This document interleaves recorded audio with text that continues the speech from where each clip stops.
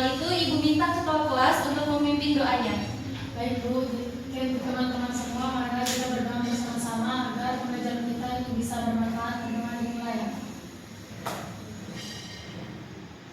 Berdoa selesai. Ya, terima kasih Eni yang telah memimpin doa kita. Nah, sebelum itu Ibu minta untuk mempersiapkan alat tulisnya di atas meja masing-masing dan perhatikan sekelilingnya. Jika ada sampah tolong diambil ya. Baik Bu.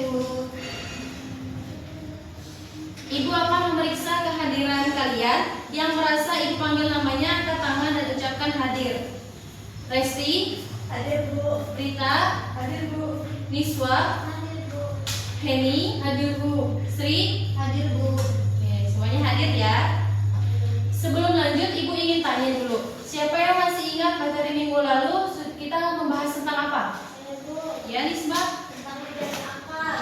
Ya, benar sekali. Minggu lalu kita sudah membahas tentang materi menjaga akal, yang mana ada beberapa hal yang dapat merusak akal seperti minum minuman keras, narkoba, atau biasa berpikir negatif. Nah, coba bayangkan, kalau misalnya akal seseorang itu rusak, apa akibatnya bagi kehidupan seseorang itu dan keluarganya? Keturunannya bisa rusak Bu. Iya, benar sekali. Salah satu dampak rusaknya akal yaitu bisa merusak keturunan seseorang itu dan keluarganya. Hal ini berhubungan dengan topik yang akan Ibu bahas pada hari ini, yakni menjaga keturunan, atau dalam bahasa Arab yaitu disebut hifzu an-nasl. Nah, tujuan pembelajaran kita pada pagi hari ini yaitu agar kalian dapat memahami tentang materi 4 poin. Yang pertama tentang pengertian dari menjaga keturunan, yang kedua itu dalil yang menjelaskan tentang menjaga keturunan, yang ketiga contoh perilaku menjaga keturunan, dan yang keempat alasan kenapa kita harus menjaga keturunan. Pertama, Ibu akan membahas tentang pengertian dari menjaga keturunan. Nah, dalam bahasa Arab, menjaga keturunan itu disebut dengan hifzu an-nasl. Menjaga keturunan di sini adalah usaha seorang muslim untuk melindungi dan memelihara keberlangsungan keluarga, kehormatan, dan generasi penerus agar tetap lebih baik, terhormat, dan sesuai syariat. Nah, perintah menjaga keturunan terdapat dalam Quran surah Al-Isra ayat 32 yang artinya, dan janganlah kalian mendekati zina, sesungguhnya zina itu adalah perbuatan yang keji dan jalan yang buruk. Ayat ini tuh menunjukkan bahwasanya Islam tuh memerintahkan kita untuk menjauhkan diri dari perbuatan yang merusak keturunan. Lalu contohnya apa saja? Nah, contohnya dari perilaku menjaga keturunan itu diantaranya yang pertama, menjaga pergaulan bebas, tidak berdua-duaan dengan lawan jenis. Yang kedua, menggunakan media sosial dengan baik. Terus yang ketiga, menghindari pacaran yang mendekati zina. Nah, di kelas ini Ibu ingin tanya nih, siapa yang pacaran? Semoga tidak ada ya yang pacaran. Nah, itulah tadi contoh dari menjaga keturunan. Menurut kalian, kenapa seorang muslim itu wajib menjaga keturunan? Siapa yang bisa jawab? Saya Bu. Ya, Resti? Karena menjaga keturunan itu perintah Allah agar kita menjauhi zina dan perbuatan yang merusak diri. Ya, bagus sekali jawabannya. Ada yang bisa menjawab lagi? Saya Bu. Ya, silahkan kita. Supaya keluarga kita tetap terhormat dan tidak terjadi pergaulan bebas. Ya, jawaban yang bagus. Jawaban kalian semuanya benar ya.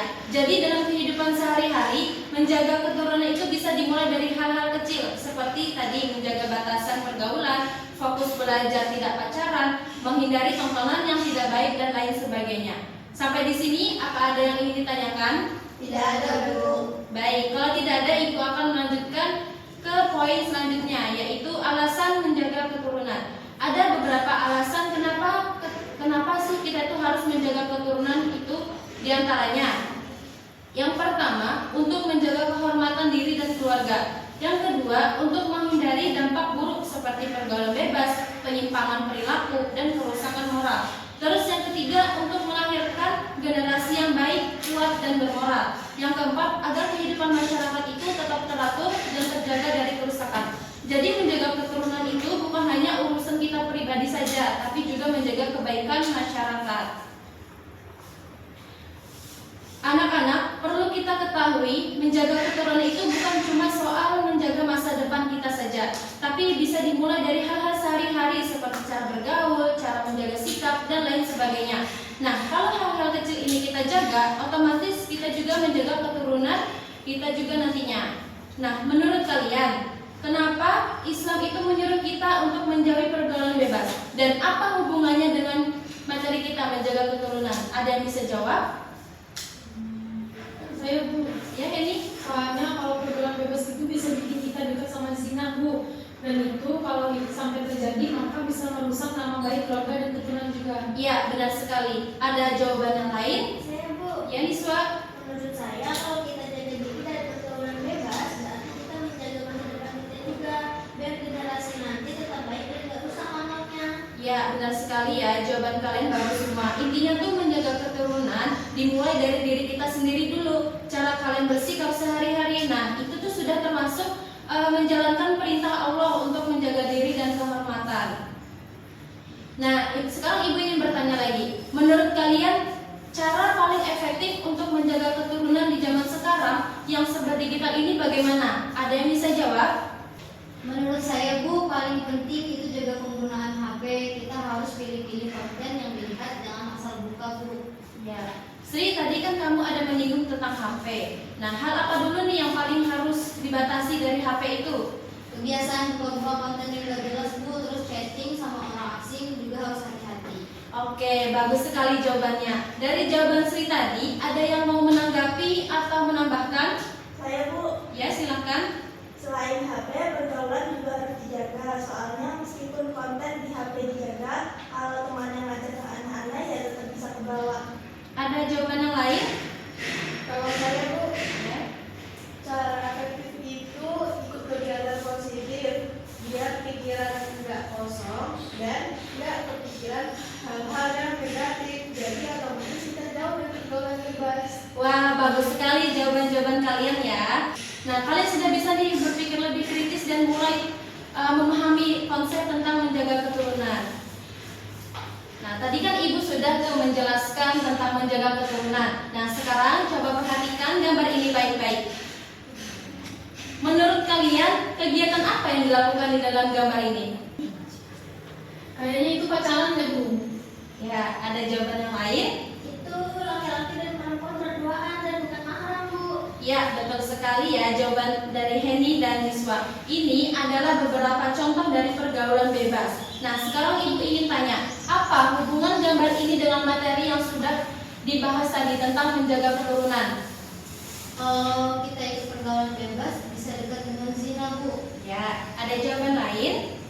Hubungannya kalau zina terjadi, maka bisa merusak nama baik keluarga dan keturunan Bu. Ya, bagus. Jawaban kalian berdua benar.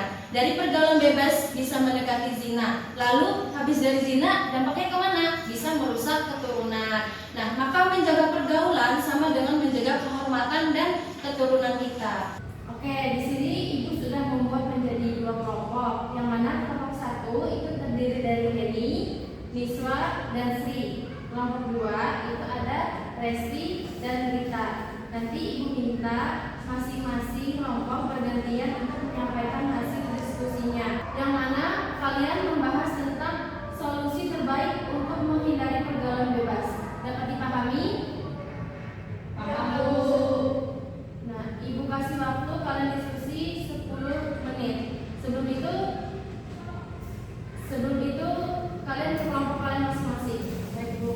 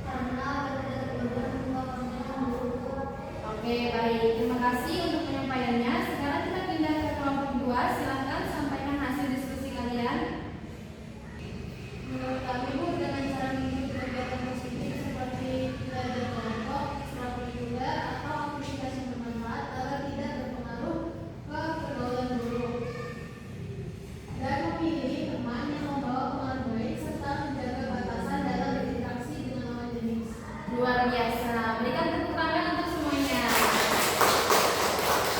Ya, kalian sudah tahu bagaimana melindungi diri dan hal itu sudah termasuk menjalankan perintah Allah untuk menjaga keturunan. Nah, tapi sebelum itu, ibu ingin nih tanya kalian satu persatu terkait diskusi tadi. Niswa, tadi kan dari semua cara tadi, mana yang paling ingin kamu terapkan di kehidupanmu? Membatasi chattingan dengan lawan jenis, Bu. Ya, pilihan yang sangat bagus. Sekarang Resti, apa langkah yang paling realistis untuk kamu lakukan mulai sekarang? Memilih teman dan teman bermain yang baik, Bu. Ya, Masya Allah, itu bentuk menjaga diri dan keturunan. Nah, Alhamdulillah dari diskusi kelompok tadi kita sudah belajar banyak tentang cara menjaga keturunan atau yang biasa disebut dengan hifdzul an-nasab. Nah, terutama dalam menjauhi pergaulan bebas. Sebelum kita akhiri, Ibu ingin melihat pemahaman kalian setelah mempelajari materi ini. Nah, pertanyaan Ibu yang pertama, apa arti menjaga keturunan dalam Islam? Ada yang bisa jawab? Saya, Bu. Ya, silakan. Menjaga keturunan adalah melindungi keluarga dan generasi dari perbuatan yang dapat merusak diri dan keturunan. Oke, bagus jawabannya. Yang kedua, sebutkan 2 contoh cara menghindari pergaulan bebas. Saya, Bu. Ya, silakan. Contohnya tidak pacaran dan membatasi dalam penggunaan HP. Oke, bagus jawabannya. Ketiga, kenapa menjaga